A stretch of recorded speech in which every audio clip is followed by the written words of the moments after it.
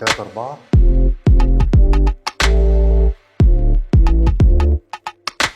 مساء الخير. النهارده هنتكلم عن مشكلة تؤرق الكثير من السيدات، مشكلة حجم الثدي. هل حجم الثدي ده مناسب ولا غير مناسب؟ الحقيقة بتحتاج عشان نقرر القصة دي لازم الست أو الأنثى أو الامرأة أو الأم أو البنت لازم تيجي تعمل كشف كامل ونعرف هل الحجم ده مناسب بالنسبة لشكلها، بالنسبة لحجمها، بالنسبة لسنها ولا لا. الحقيقة مشكلة صغر حجم الثدي بتحل عن طريق حقن الدهون أو عن طريق التكبير عن طريق السيليكون أو عن طريق بعض الفيلرز. الحقيقة بتعتمد في الأول وفي الآخر على المشكلة قد إيه. لو المشكلة صغيرة ممكن نكتفي ببعض الفيلر وبتتحل المشكلة.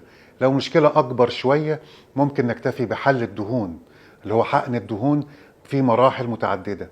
لو المشكلة كبيرة أكتر وملهاش حل لازم نعمل الحشوات الصناعية اللي هي السيليكون، وده حل دائم وما بيعملش مشاكل وما فيهوش مشكلة طبية زي ما الناس كتير قوي ساعات بتخاف منه. الحقيقة حل مشاكل الثدي بالنسبة للمرأة حل سهل جدا وطبيعي جدا وبيخليها عندها ثقة عالية جدا بنفسها وبيرجعها لحياتها الطبيعية من غير أي مشاكل. شكرا جزيلا.